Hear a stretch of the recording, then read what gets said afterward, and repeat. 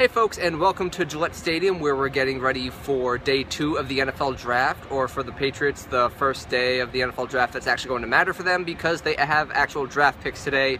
I'm here with Kevin Dillon and Kevin Duffy to actually cover to see what the Patriots are going to do today. What are you guys looking forward to for today? Well, as Nick said, they're finally going to make some picks, and I think the question that's on everyone's mind is whether they make a trade also.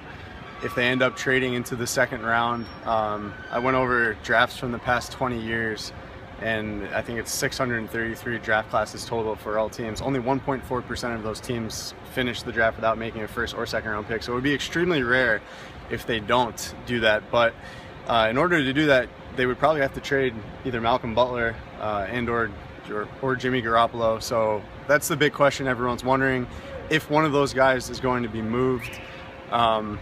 And, you know, as we saw earlier today, Mary Kay Cabot of Cleveland.com reports that the Browns are still going to make a push for Garoppolo and probably going to put some of those 2018 picks on the table that they accumulated last night in the trade down with the Texans. So that's going to be on my mind and on everyone's mind tonight. Yeah, I mean, I think it's going to be really interesting to see what they do with those third-round picks. I mean, whether or not they trade up will obviously be something we can watch. But I mean, those 2 third-round picks, they have a chance to really bulk up at defensive end. That's a position they're really thin. They've only got Trey Flowers and Coney Ely right there. I mean, maybe Rob Ninkovich, but they need to add depth there. They need to add someone that can make an impact, especially in the pass rush. So there's a lot of different candidates on what they could do there. Obviously, the Patriots draft best player available, so someone like Ryan Anderson would make sense. Who knows? Maybe Carl Lawson falls that fall. That's Duffy's guy. Oh, so come on.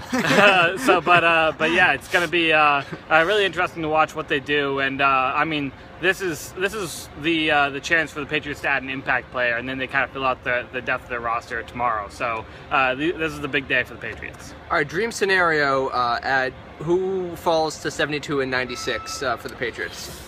Dream scenario, I had in my recent mock, I would consider a very, it was pretty much as well as it could go for the Pats, I think. I had Ryan Anderson of Alabama at 72, outside linebacker, and I had Jalen Tabor of Florida, the corner, who ran a pretty poor 40 at his pro day and at the combine. Blamed it on a faulty hamstring, but he ran, I believe it was a 4.77, so he was at one time projected to be a first round kind of guy. And he ran like a 4.65 at the combine too. Yeah, he ran very slow at the combine too, and he also tested out poorly besides that. Like he did 9 bench reps, his 3-cone wasn't great. He just didn't test well. But if you look at him and just what his build is, he's 6 foot 200. He's physically a strong guy. He's extremely competitive. He fits the mold, I think, of what the Patriots like in corners. So I would say someone like Anderson there, and if Tabor falls all the way to 96, that would be a dream scenario. One name that we haven't said in a while is if they actually do want to go tight end, and Adam Shaheen out of Ashland at that 96 spot, I think would be a pretty great value as well. Leads the nation in Chipotle consumption, according to the story you wrote earlier this draft. Absolutely. Dillon, who you got? I think Ryan Anderson would be a great fit as well. And then, I mean, take your pick of cornerbacks. I think that this draft has so many talented cornerbacks that some guys that were projected as maybe early second-round guys might fall to the third round. So someone like, Quincy Wilson probably won't fall. Kevin King probably won't fall. But there's such a big bulk of cornerbacks that maybe one of them does, and the Patriots can scoop them up. I mean, this is a really deep cornerback class, and I think that being able to play to the strength of the draft class is something that the Patriots do well. And so maybe getting a cornerback and a linebacker, defensive end, something of that sort would be really important for them in that third round. Yeah, my dream scenario, I'm going kind of off the board, would be to have Ohio State center Pat Elflein fall. He's the kind of guy that I could have saw someone like reach and grab like the Cowboys did with Travis Frederick. He's a guy that could kind of fall into the second, beginning of the third. I'm not sure why he's not getting drafted higher. He's together did really well in college. And let's go with Eddie Jackson at pick 96, who I have an irrational love for because he's a Alabama guy, team captain, kick returner, former corner, turned safety, and then like he broke his leg at the end of his last season. So he has reduced value now, but can really be the sort of guy that the Patriots fall in love with and can build up with over time. All right, what do you think actually happens tonight? Good question. I've gone back and forth whether I still think it's a possibility that Butler does get traded. I don't know if the Saints were ever willing to give up that 32, and it depends We've talked ad nauseum about the Butler situation, but it depends if the Patriots really feel that they're not going to be able to re-sign him after this year. It would fit the mold of what they've done for them to receive immediate compensation, which maybe, I'm just throwing out numbers here, if it's the Saints, could be the 42 pick and the 76, I believe it is, or maybe 42 and 101. That's how the Patriots have operated with guys recently, like Chandler Jones, to a lesser extent Jamie Collins. Instead of letting him play out that contract year and then waiting 2 years to get the 2019 comp pick that would come their way. So I still think that's a possibility.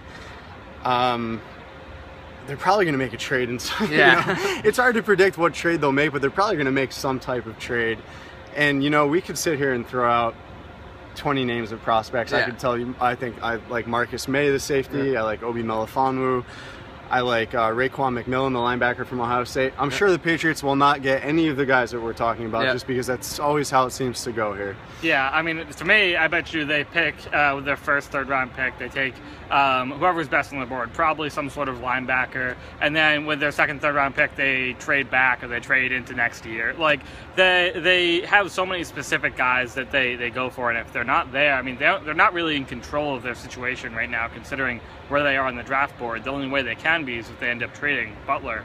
But yeah, I mean, I think that they probably take one pick, they trade back, and then pick up a couple other guys. I mean, who knows? But at this point, I mean, all we can really predict is the first few picks of the second round. I wanted to ask you guys, who are your favorite prospects still on the board? I know there were a ton of guys that could have went in the first round that didn't go in the first round last night, I guess. Any of your favorites that are still there? Dalvin Cook. Dalvin Cook's going to be awesome. He was awesome at Florida State. He didn't test great, which is fine, whatever. Neither did Leonard Fournette, and he went 4th overall. Mm-hmm. So Dalvin Cook is the sort of guy that if people actually paid enough attention to what he was doing, he should have been a bigger Heisman candidate. He's, in terms of elusiveness on the field, he's as a runner, he's unreal. And for me, it was like Leonard Fournette, Dalvin Cook, and then everyone else in this draft. So you had him ahead of McCaffrey, huh? McCaffrey's a different player.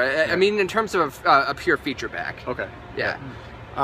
One name I think that I like, and again, I've studied a lot of guys who I think could project to the Patriots. This guy will go higher than the end of the third round, but Chidobe Awuzie, the corner out of Colorado, tested out really well, great athlete. I think he played all 4 positions at one point in the secondary during his collegiate career, so he has the versatility that the Patriots like.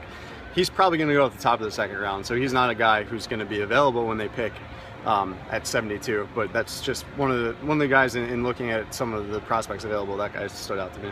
I think one thing I'm really excited to see is where Kaiser goes, because the 3 other quarterbacks have gone, and Kaiser's kind of the number 4 there. And for a team that wasn't willing to trade up their first round pick from next year and maybe take less of a risk on a quarterback, Kaiser's a great project. I mean, he's got the size, he's got a rocket arm. I mean, he's the ideal project that you maybe sit for a year and then play him. So I'm really looking forward to see where he goes. I mean, do the Jets take another quarterback in the second round? I mean, there's going to be a lot of landing spots for him. Do they trade Sheldon Richardson? Because that report came out today, and I can't imagine the Jets being dumb enough to trade him to the Patriots, because they can trade him to someone else. Just don't trade him in the division, because they're cleaning house over there, clearly. Yeah, I could argue though that they're so far behind the Patriots that it almost doesn't matter.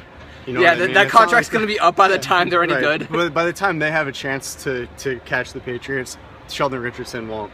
It won't matter. It's just like Sheldon Richardson's gonna be 35 by the time the Jets are in contention again. Right. Exactly. Yeah. Now I'm looking through the comments here. I saw one guy suggest Kevin King as one of the top guys there. Yeah, he's a guy that a lot of people had in the first round. Yeah, I mean, he's 6'3". 6'3". He's I mean, I thought he was an ideal Seahawk, but then they traded back. I think they're in the early second round. Maybe he ends up there. And then we have someone here saying the Packers to trade. If they did trade, we're on Facebook Live right now. We haven't seen it, but I mean, that seems like an ideal spot for a team to trade it up into. Yeah, that first pick of the second round is you're giving it like all the other teams like 12 hours to go. Ooh, I really want that guy, and so I feel like early second round picks are like skyrocket in value or sneaky valuable. Like I would almost rather have one of the first 5 picks of the second round than one of the last 5 picks of the first round, because it's easier to trade down because you have that that like 16 hours for some team to make a panic trade. Give me that.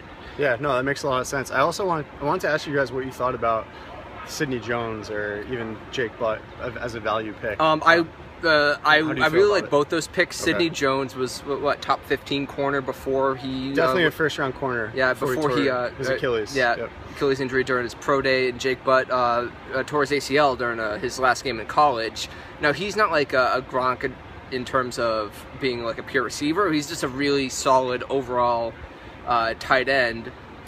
More along the lines of like what Martellus Bennett was for a lot of the season when he was injured. He wasn't as dynamic as he was. So like a poor man's Martellus Bennett is like a kind of optimal scenario for Jake Butt. And I think if the Patriots give him time to develop, that's like a perfect scenario for them. Do you like it at like 96, the end of the 3rd round? Yeah, if they can get either of those guys at that point in the draft, I feel like if you're the Patriots and you're getting a developmental player, like at this point in the draft, if you're gonna get a guy that's a starter, take anyone. If in 2018 that guy's a starter, he's worth a pick at this point. I feel like after the first 2 rounds, just go. And I mean, you talk about the dream scenario for the Patriots. I mean, Forrest Lamp and Jake Butt. I mean, think about Twitter. Like that would be so much fun if they got guys like that. They had already some great advertisements. For Patriots those two. Twitter has so much potential today to really break out to become something special. I mean, it was great last night. It was a lot of fun. So the draft's one of my favorite times of the year. It's just so much up in the air, and teams make so many risky moves. I mean, what did you think of the trades for quarterbacks last night? Very panicky. Yeah, panicky, but you know what? I really rarely ever fault a team for giving up a lot. People might be looking at the Bears and thinking, like, what the hell are you guys doing? You just signed Mike Lennon to a $60 million contract, and you trade. I mean, it ends up being funny because it turns out, based on the reports today, the Bears were essentially bidding against themselves and probably gave up a little more than they needed to move up one spot to take Trubisky. Perhaps they didn't even need to move up to take Trubisky. Yeah. But I don't mind teams that give themselves multiple options at QB just because it's almost like the more shots you put up, eventually you're going to hit. I always go back to what Seattle did before they landed on Russell Wilson. Yep. They signed Travaris Jackson. They traded for Matt Flynn. They, I think years prior, traded for Charlie Whitehurst. They weren't giving up first-round picks, but they were taking chances on a lot of guys. Finally, they landed a guy who worked out in Russell Wilson, the 3rd-round pick. So in terms of, is it funny that Houston basically gave the Browns all their picks in the top 2 rounds for the next 2 years? Yeah, kind of. but you got a guy in Deshaun Watson who might have a chance to be good, and that's better than what you had before. So and they have like a 3-year window with that defense. So if they can get Deshaun Watson, excellent defense. Yeah, exactly. So I don't mind it. It's funny to joke about, but I think those are the right moves personally to give up a lot to get a QB. All right, I think that's pretty much it from us here. We'll be checking in. We'll be following the draft. Make sure you follow all of our live coverage, and we'll have press conferences later tonight after the Patriots make their picks. So be sure to stay tuned. Thanks for tuning in, folks, and we're going to try and hide from the sun before the glare envelops us all. Yeah, I don't know how much they could see.